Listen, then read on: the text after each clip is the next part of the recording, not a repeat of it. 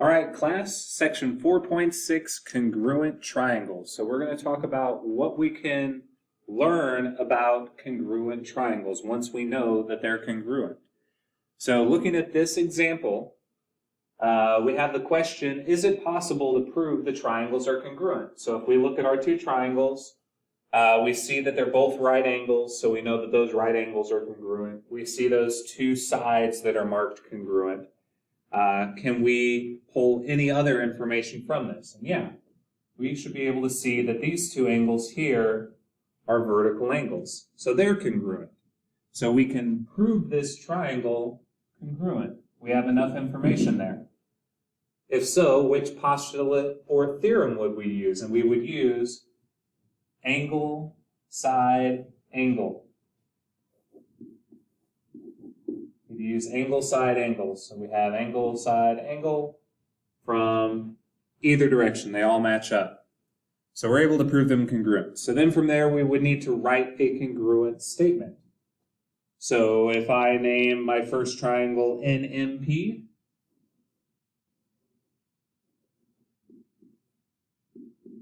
I would say that is congruent to triangle KML.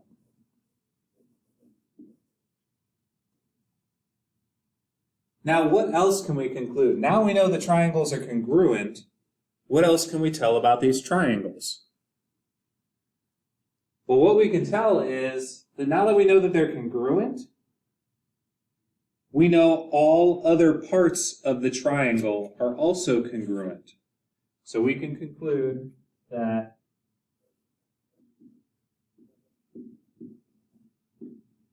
once we know triangles are congruent,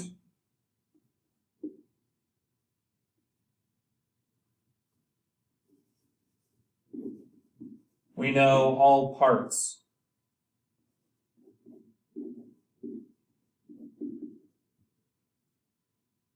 of the triangle are congruent.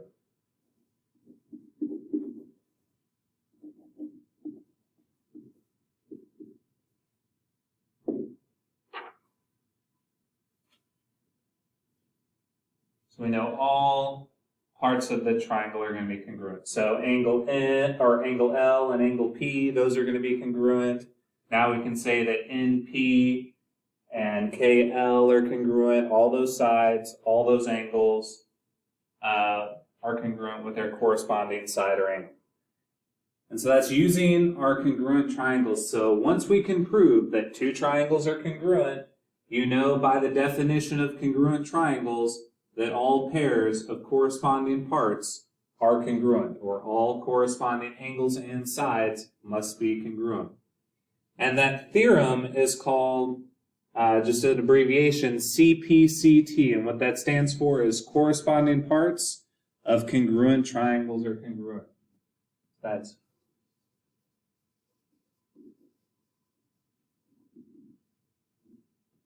corresponding parts of congruent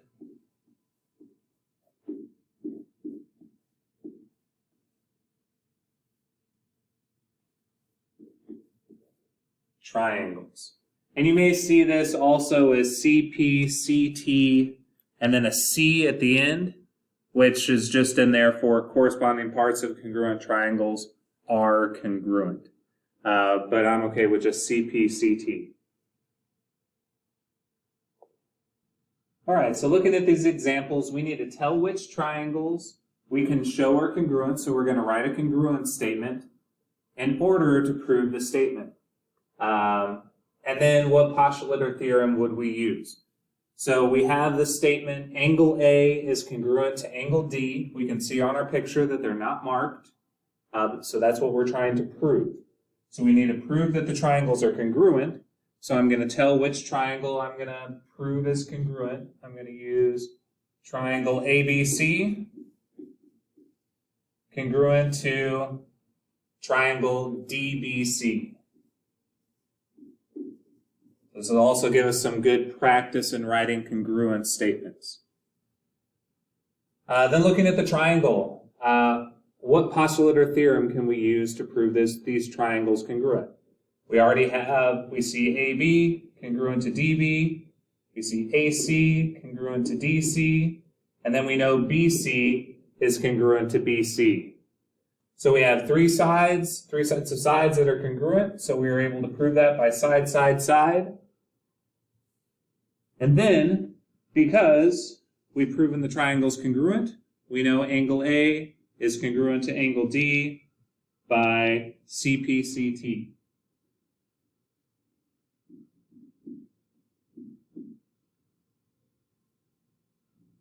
So then number 4. If we need to prove angle Q is congruent to angle T, again, we see that those are not marked. So we have to look at those triangles and figure out what postulate or theorem we can use to prove those. So I'm going to go ahead and name my triangles. I'm going to name my first one QRP.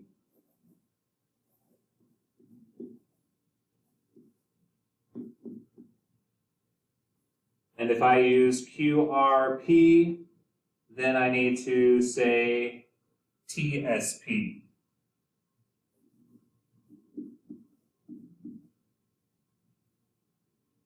Okay, so there's my congruent statement. So I can prove these congruent because if I look at right here in the middle, those two angles are vertical angles.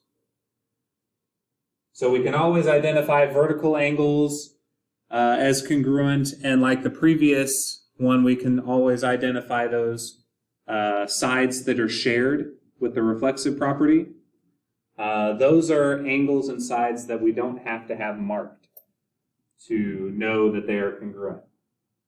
So now we see we have QP and TP congruent, and then we come to those vertical angles in the middle, and then back out to RP and SP. So these are congruent by side, angle, side.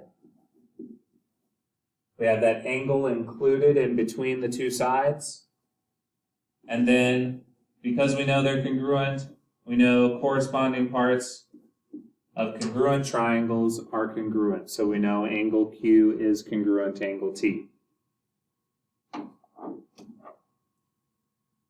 Then our next triangle, we want to prove that side JM is congruent to side LM. So let's make a congruent statement for these triangles. Say JKM for my first triangle. So then LKM would be my statement for my second. And then what postulate or theorem can we use to prove these congruent? We would use the HL, because we can see that this would also be a right angle, and here they share that side. So we have a side and a hypotenuse and the leg of right triangles. It's HL, hypotenuse, leg. And then because HL, we know the triangles are congruent, so then all corresponding parts of the congruent triangles are congruent, CPCT. Moving on, again, we can prove all of these triangles congruent. So we need to make a congruent statement that we will then prove. So I'll say triangle ABD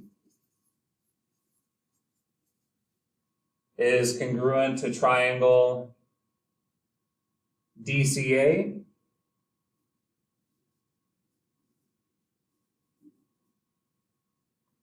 And now I need to look at how can I prove that those are congruent? Well, using alternate interior angles, because I've got those two parallel sides up there, I know that those two angles are congruent. We have a shared side, so those sides are congruent by the reflexive property.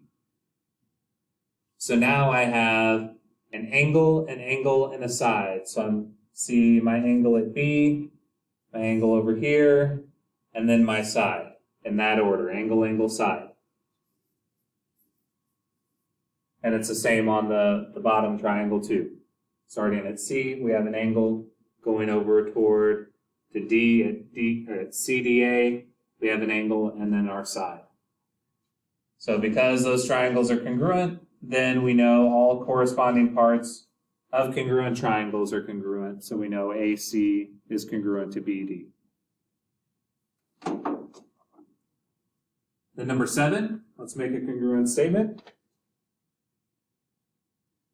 I'm going to call my first triangle, triangle JHN. And that is congruent to triangle KGL.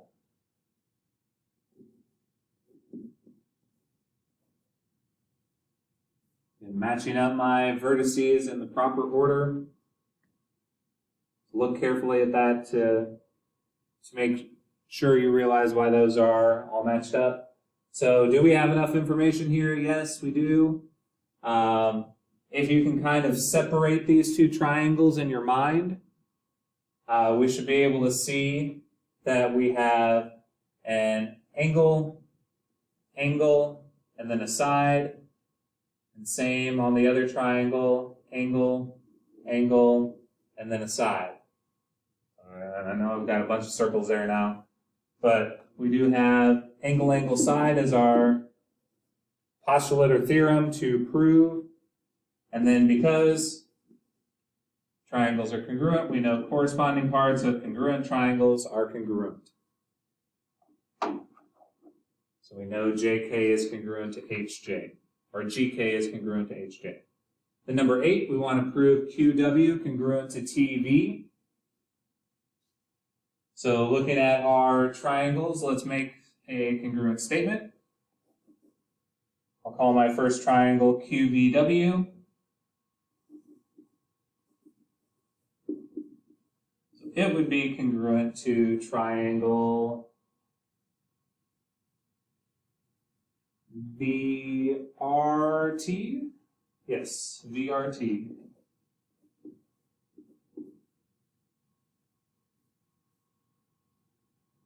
So then let's look carefully at what setup we have. We can see we have an angle, and then a side.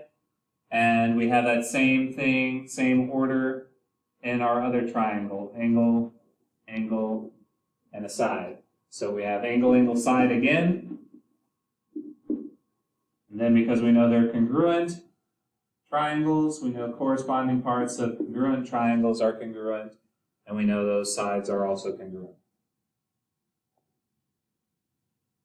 All right, now a couple proofs to look at. We want to prove that angle S is congruent to angle U. So I'm actually going to go ahead and write that down at the bottom.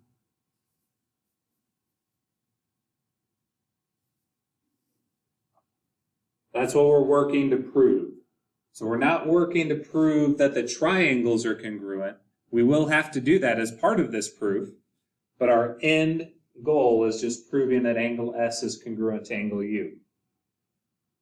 So we don't have any given information written, but remember we can pull given information off of our figure. So I know SV is congruent to UT. We have those marks.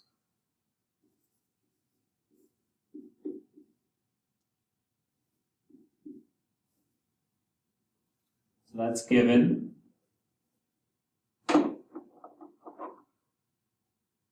We know ST is congruent to UV.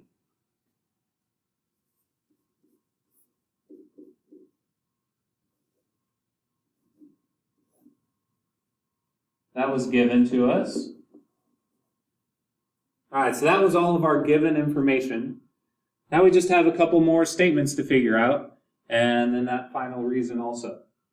So we need to prove these triangles congruent to be able to prove those angles congruent. We have our side VT. That's congruent with itself. So VT congruent to TV by the reflexive property.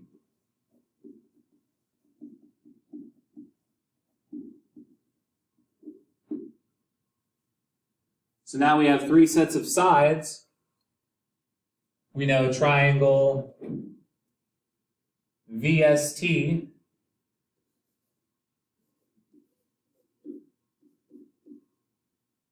is congruent with triangle TUV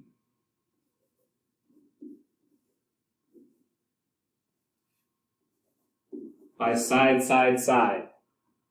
And now we know that the triangles are congruent. We know that angle S is congruent to angle U because CP, CT, corresponding parts of congruent triangles are congruent. So we're using CP, CT as that final reason for our proof. All right, another proof, we want to prove LM congruent to LQ. Again, they didn't write out any given information, so we have to pull it from our figure. So I can see angle N is congruent to angle P.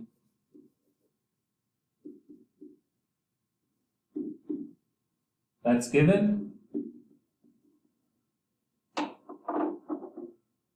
I can see side NM is congruent to side PQ.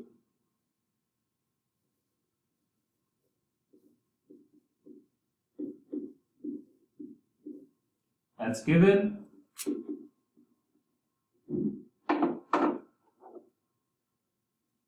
And then I need to start identifying some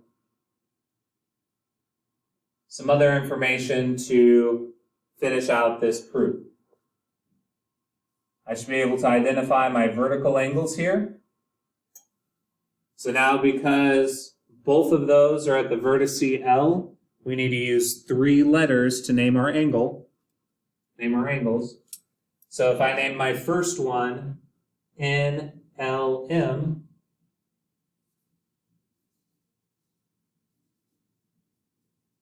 that would be congruent to angle PLQ.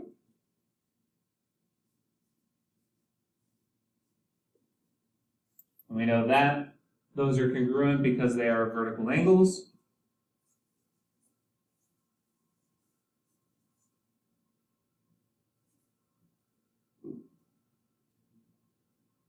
Now we have enough information shown to prove the triangle is congruent. So let's make a congruent statement.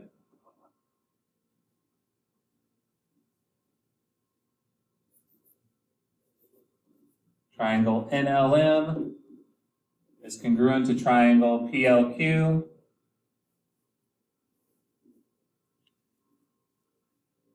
by the angle side.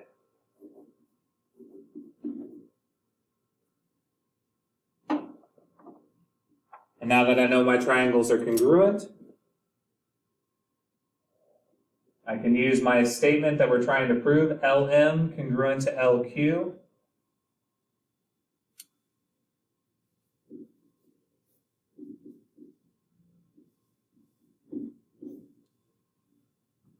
By CPCT. Corresponding parts of congruent triangles are congruent. That's it on the notes. Make sure to do the 4.6 homework.